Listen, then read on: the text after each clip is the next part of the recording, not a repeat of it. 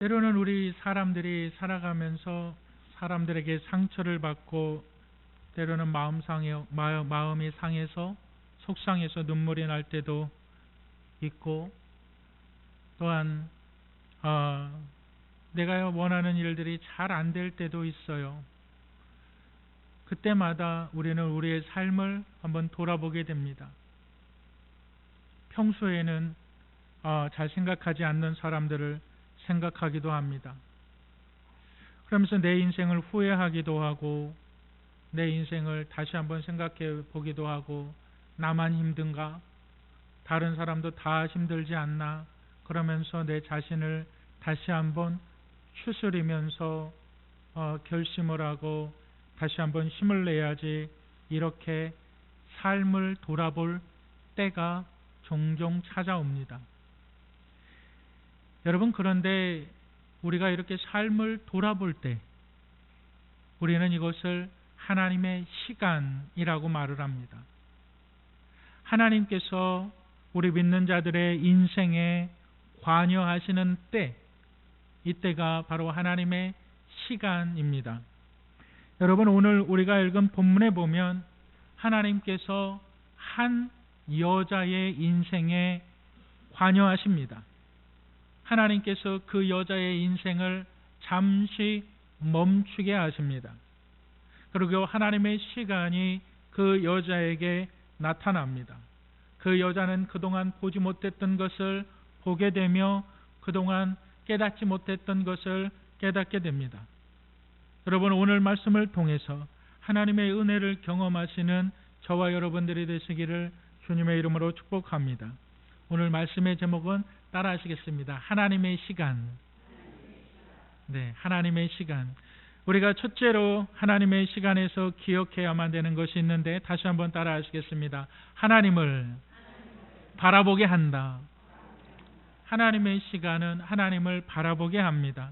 우리 41절, 본문 12장 41절, 42절, 43절 우리 다 같이 한번 읽겠습니다. 시작.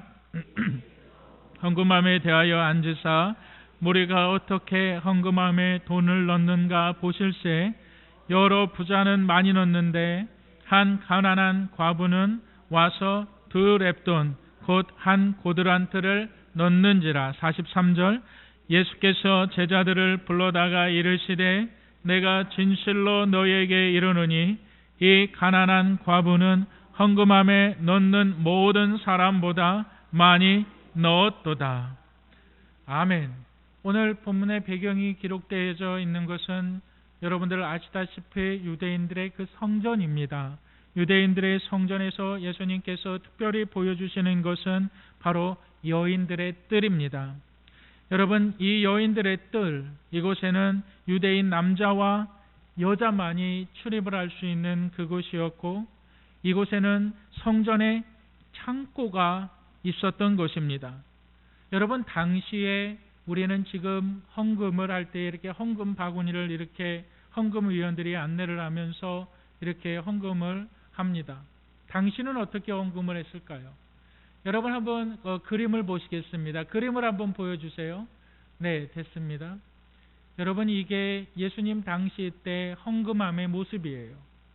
저 재질은, 헌금함의 재질은 노스로 되어 있어요. 그리고 모양은 나팔 모양으로 이렇게 되어져 있습니다. 그래서 당시의 화폐는 주화였습니다. 동전이었어요. 그래서 동전을 떨어뜨리면, 저곳에 떨어뜨리면 이 나팔의 모양에 따라서 동전이 또로로록 이렇게 굴러가는 소리가 납니다. 그런데 여러분 한번 생각해 보시길 바랍니다. 만약에 여러분들이 500원짜리를 한 100개 정도나 한번 그것을 저 나팔관 모양에 부은다고 생각해 보세요. 그럼 소리가 어떨까요? 아주 묵직하겠지요. 좀 요란하겠지요. 여러분, 그런데 여러분 만약에 1원짜리 여러분 그것을 저기에다 한번 넣는다 그러면 소리가 어떻게 나올까요? 굉장히 가볍게 한 틱틱틱 이런 소리가 나겠죠. 오늘 여인이 이 헌금한 두 렙돈, 여러분 얼마의 가치가 있을까요? 오늘날로 계산하면 2,000원의 가치가 있는 거예요. 여러분, 이 여인이 헌금함에다가 2렙돈을 넣었어요. 그럼 소리가 어땠을까요? 소리가 틱틱틱 이런 소리가 나지 않았겠습니까? 그리고 부자들은 많이 넣었는지라. 그래서 여기 성경 원어에 보면 뭐라고 얘기하냐면 이 부자들이 헌금을 부었느니라 이렇게 돼 있어요. 그러니까 헌금을 이 하나님 앞에 드릴 것을 이렇게 부자들이 이렇게 보따리 같은 데에다 가지고 와가지고 이렇게 붓는 거예요. 야, 저 사람 많이 붓네. 야, 저 사람 많이 붓네. 다 사람들이 그것을 봐요. 다 사람들이 그것을 보면서 이제 비교를 하게 되는 겁니다. 여러분, 그런데 예수님께서 지금 주목하신 사람이 있죠. 그 사람이 누구냐? 바로 가난한 과부는 2렙돈, 오늘날로 얘기하면 2,000원. 당시에 그 2렙돈은 아주 작은 그 드라크마에 있어서 한 5분의 1 크기의 작은 동전이었어요. 예수님이 이 여인을 왜 주목했을까요? 그리고 예수님은 이렇게 얘기합니다. 저 여인이 생활비 전부를 드렸느니라. 여러분, 그 이유가 예수님께서 이 여인을 주목한 이유를 여러분 어디서 찾을 수 있을까요? 여러분, 그 이유를 우리는 두 가지에서 발견할 수가 있습니다. 첫 번째는 그 여자가 과부라는 점과 그리고 두 번째로는 그 여자가 생활비 전부를 드렸다는 것입니다. 여러분, 먼저 과부가 된다는 것은 남편이 먼저 세상을 떠났다는 것입니다.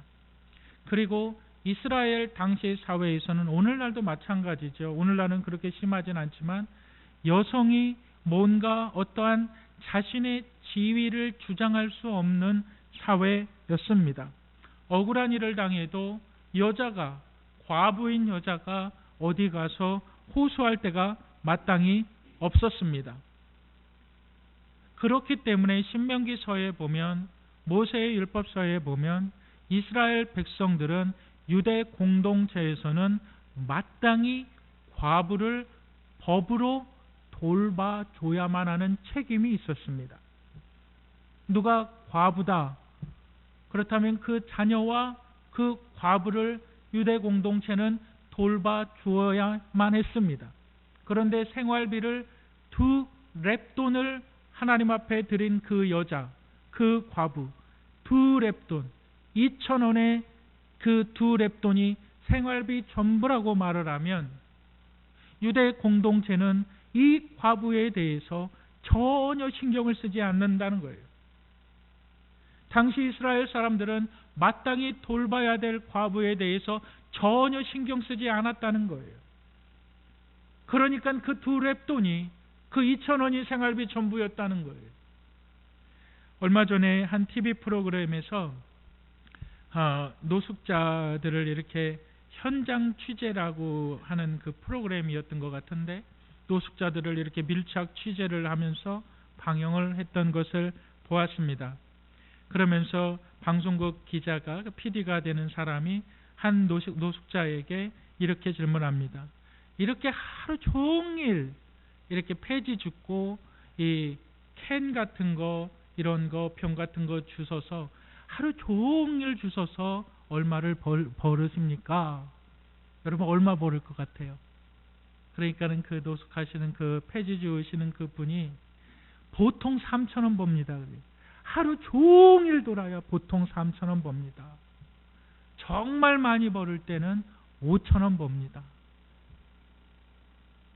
여러분, 지금 신약 시대 때 2,000원으로 살아갔던 사람이 지금 2019년도에 5,000원으로 하루를 사는 사람들도 있어요.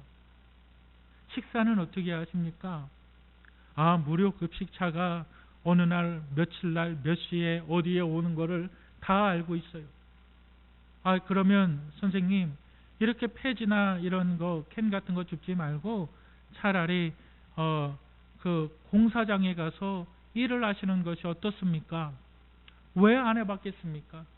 공사장에 가서 일을 한다 그러면 내가 인력사무소에 가서 그래도 운이 좋아서 착출이 돼가지고 공사장에 딱 가면은 공사장에서 뭐부터 할까요? 혈압부터 잰대요. 혈압부터. 당신 혈압이 높습니다. 그냥 가십시오. 당신 혈압이 낮습니다. 그냥 가십시오. 내가 일을 하고 싶어도 몸이 안 좋아서 일을 할 수가 없다는 거예요. 공사장에서 하루 일하면은 7, 8만 원 받지 않습니까?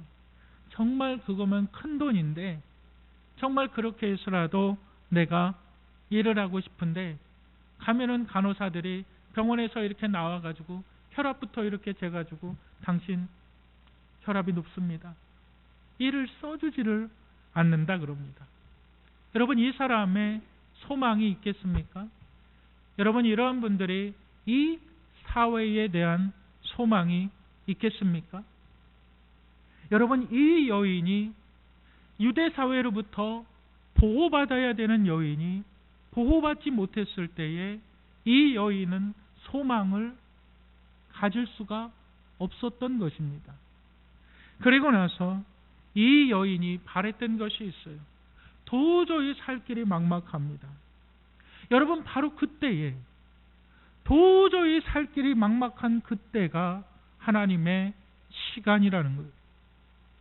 도저히 살 길이 없다라고 생각했던 그때가 하나님께서 역사하시는, 내 삶을 잠시 멈추게 하시는 그 시간이라는 겁니다. 평소에 밥 3끼 잘 먹는 것이 별로 감사한 일이 아니지요. 그런데 밥을 못 먹는, 건강이 나빠지는 상황이 되어지면 그 밥 잘 먹는 것이 얼마나 감사한 일인가요? 내 삶을 하나님께서 잠시 멈추게 하신다는 거예요. 이게 하나님의 시간이라는 거예요. 문득 누군가 보고 싶고, 문득 누군가 그립고, 문득 내가 어딘가 가보고 싶고, 내가 훌쩍 떠나고 싶은 그때가 하나님의 시간이라는 거예요. 하나님이 역사하시는 그 시간이라는 겁니다. 답답해 죽겠을 때, 내가 뭔가 하려고 해도 정말 뭘 할 수 있는 것이 없을 때, 이 하나님의 시간이 나에게 찾아왔을 때 우리는 그때에 정말 중요한 것이 무언가를 제대로 바라봅니다. 이 하나님의 시간이 나에게 찾아왔을 때 정말 나의 삶에 있어서 중요한 것이 뭔가를 바르게 보게 됩니다. 여러분, 돈이 중요하지가 않습니다. 물론 우리가 평상시 살아갈 때에 돈 없으면 못 산다 그러죠. 그런데 정말 하나님의 시간이 찾아왔을 때에 돈이 눈에 들어오지가 않습니다. 건강이 눈에 들어오지가 않습니다. 가족이 눈에 들어오지가 않습니다. 하나님의 시간이 나에게 찾아왔을 때 우리의 눈에 딱 들어와야 되는 것은 나에게 영생, 나에게 십자가, 내가 구원받았느냐, 십자가의 은혜가 나에게 들어옵니다. 이 십자가의 은혜가 나를 살게 한다는 거예요. 정말 내 생명의 소중함이 그때 느껴지는 겁니다. 이 하나님의 시간이 나에게 찾아올 때 진정으로 구원받은 하나님의 사람들은 진정한 하나님 앞에 감사를 하기 시작합니다. 모든 상황 가운데 정말 감사하기 시작합니다. 아까 우리 집사님 참 기도할 때 은혜가 되었죠. 내가 정말 행복한 사람이 되기를 원합니다. 내가 정말 기쁨의 사람이 되기를 원합니다. 여러분, 이것이 하나님의 시간이고 하나님의 시간 안에서 여러분 이 여인의 모습을 보시기를 바랍니다. 모든 소망을 하나님께 두는 겁니다. 모든 소망을, 모든 것이 막혀 있습니다. 유대 사회가 그를 지켜줘야 하고 유대 사회가 그를 먹여줘야 하고 그것을 법으로 정해놨습니다. 그런데 지켜줍니까? 지켜주지 않는 거예요. 그 소망을 어디에 둡니까? 바로 하나님에게 두는 거예요. 과부의 고난은, 과부의 그 어려운 형편은, 과부의 그 불행은 하나님의 은혜의 시간이었다. 여러분, 이 구원의 확신이 없는 사람들은 내가 뭔가 하나님의 메시지를 들어야 되는 그때에 하나님의 음성을 듣지 못하고 대부분 술을 찾습니다. 내가 좀 적적하니까, 내가 좀 속상하니까 술을 찾거나 아니면은 쾌락을 찾습니다. 뭔가 나에게 좋은 선물을 하기도 하고 내가 좀 기뻐할 만한 일들을 하게 합니다. 그런데 하나님의 시간이 우리 안에 찾아올 때에 믿는 사람들은, 구원받은 사람들은 하나님을 바라봅니다. 나를 위하여서 보낸 그 사랑. 여러분, 이거 성령의 은혜가 아니면 깨달을 수 없는, 알 수 없는 그 사랑. 비로소 하나님을 찾게 됩니다. 하나님의 은혜구나. 내가 살아도 주를 위하여 살고 죽어도 주를 위하여 살고, 정말 하나님의 은혜구나. 하나님의 시간은 하나님을 바라보게 합니다. 하나님의 은혜는 하나님을 바라볼 때 막 우리에게 부어져요. 상황은 바뀌지 않는 것 같아요. 근데 내가 바뀌어요. 힘들고 어려워도 일어나요. 답답해도 일어나요. 넘어져도 일어나요. 그러니까 어느 순간에 환경은 달라지기 시작합니다. 하나님에게 있어서 가장 중요한 것은 환경이 아니라 나다. 따라하시겠습니다. 나예요. 하나님께서 예수 그리스도를 보내신 것은 여러분들의 집을 구원하는 것이 목적이 아니었고, 여러분들의 가진 것을 구원하기 위한 목적이 아니었고, 여러분을 구원하기 위한 목적이었습니다. 하나님의 시간 안에 여러분 하나님을 바라보십니까? 그것이 은혜입니다. 그것이 축복입니다. 두 번째로, 하나님의 시간은, 우리 한번 따라하시겠습니다. 하나님의 축복을 기대한다. 하나님의 축복을 기대합니다. 하나님의 시간은 하나님의 축복을 기대하게 합니다. 우리 본문 12장 44절 다 같이 읽겠습니다. 시작.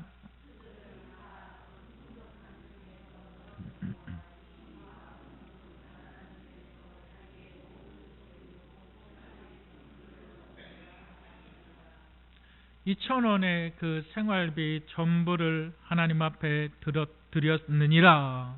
그런데 여러분 문맥을 잘 보세요. 그렇다면 다음 구절이 뭐라고 나와야 될까요? 생활비 전부를 드렸느니라.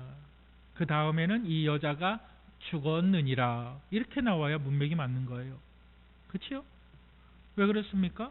생활비를 다 드렸다면 살아갈 게 없다는 거 아닙니까? 생활비를 다 드렸다면 이제 그는 죽었더라. 이게 나와야 되는 거예요. 그런데 예수님은 그 말씀을 하지 않는 거예요. 그런 생활비 전부를 드렸느니라. 이 말씀은 무슨 뜻일까요? 하나님께 맡긴다는 거예요. 하나님께 맡긴다. 하나님, 나의 삶을 책임져 주세요. 다시 말하면 내 삶은 이러지도 못하고 저러지도 못하고 어떻게 할 수가 없습니다. 너무 힘이 들고 어렵고 괴롭고, 하나님께 맡깁니다. 나를 죽이시든지 나를 살리시든지. 여러분, 이 말씀에는 뭐가 있을까요? 하나님 나를 죽이시든지 하나님 나를 살리시든지 하나님께서 알아서 하십시오. 여러분, 그런데 조금만 더 깊이 생각해 보면 하나님 정말 나를 좀 축복해 주세요. 그 말씀이에요. 왜요? 내가 가진 거 전부잖아요. 하루 종일 캔을 주스러 다니고 폐지를 주스러 다니고 그렇게 해서 3,000원을 가지고 와서 이걸로 빵 하나 사 먹으니 이걸로 어디 갈 데도 없고, 이걸로 어디 찜질방을 가서 사지도 못하고, 이걸로 어디 순댓국 하나 사 먹지도 못하는데, 빵 하나 사 먹으면 다 없어지는 건데,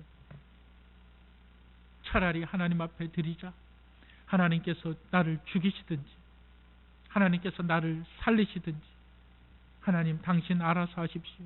그러나 그 중심에는 뭐가 있습니까? 정말 하나님 나 좀 살려주세요. 그게 있는 거예요. 정말 하나님 나를 좀 살려주세요. 그게 있는 거예요. 그러니까 예수님께서 뭐라고 말씀하십니까? 저 모든 부자들보다 저 여인은 생활비 전부를 드렸느니라.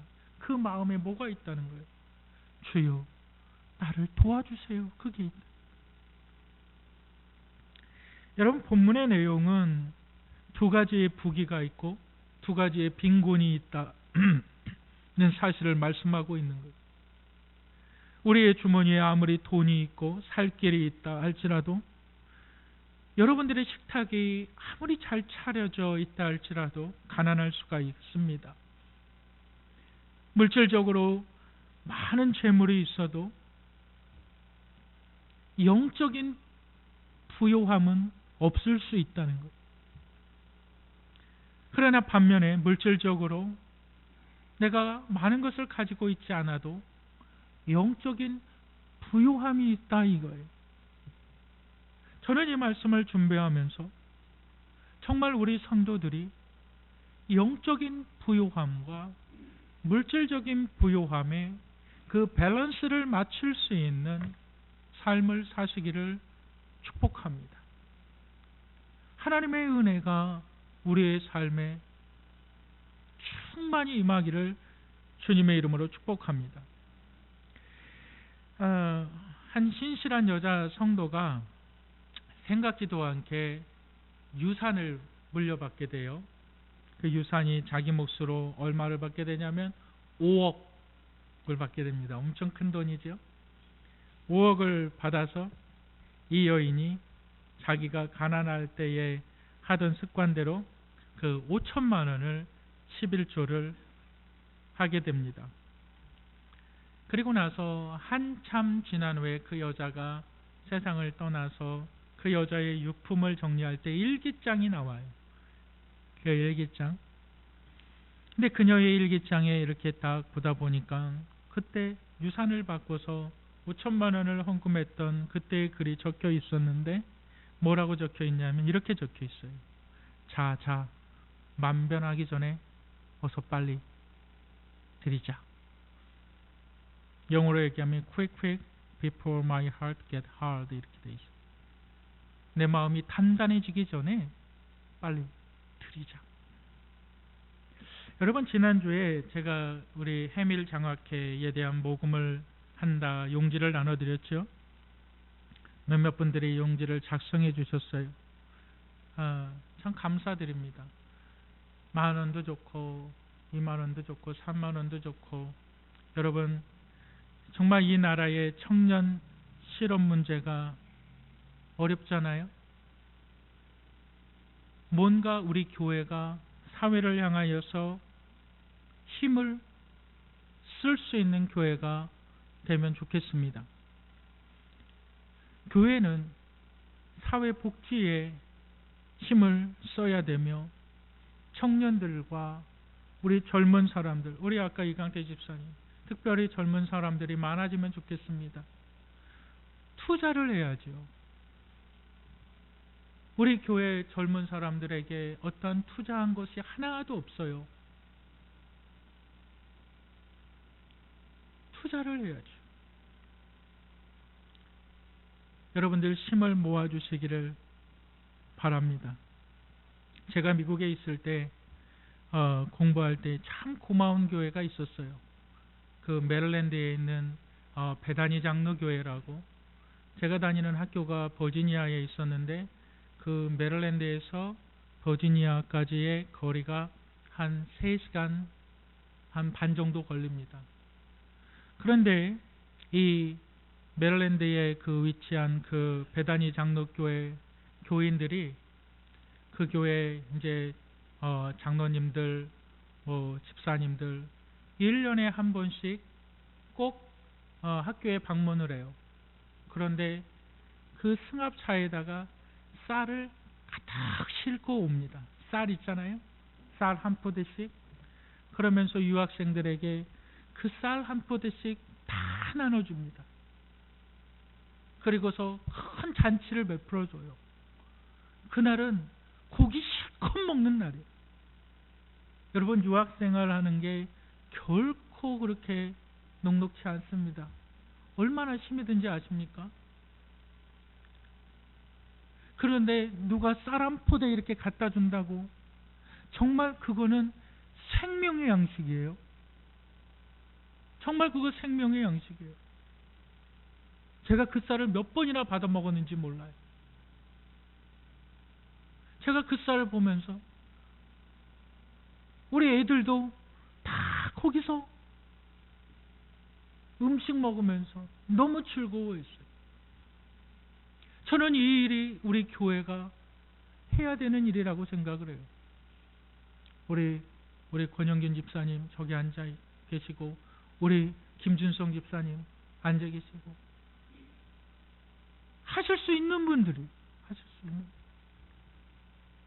우리가 힘을 내서 할 수 있는 거예요. 왜 못합니까? 우리가 왜 못해요? 이만한 교회에 여러분들 같은 분들이 왜 못합니까? 할 수 있지요. 여러분, 우리 교회를 보세요.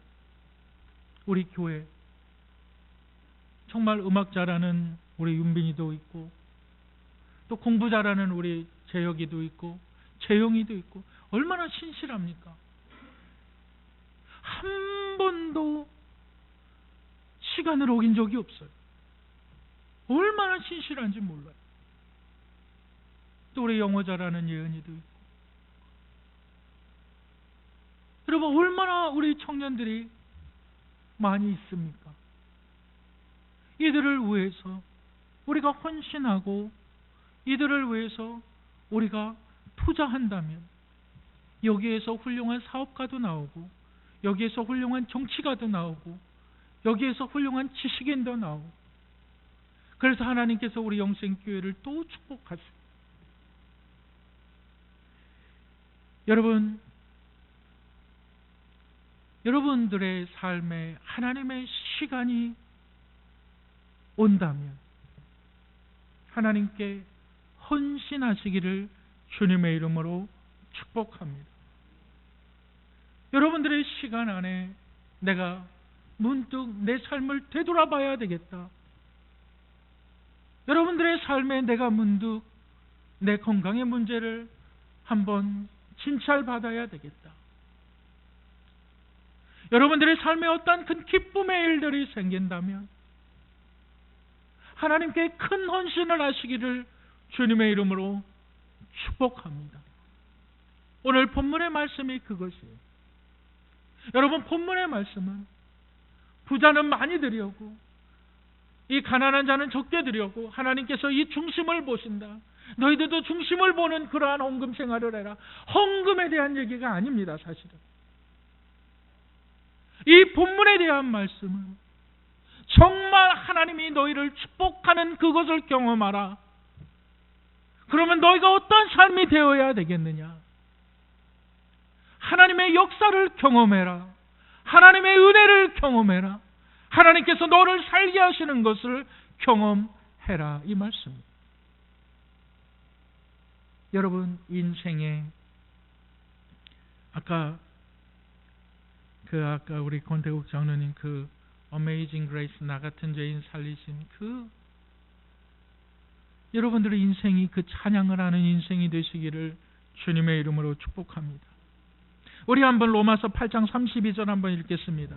8장 32절 다 같이 읽겠습니다. 시작.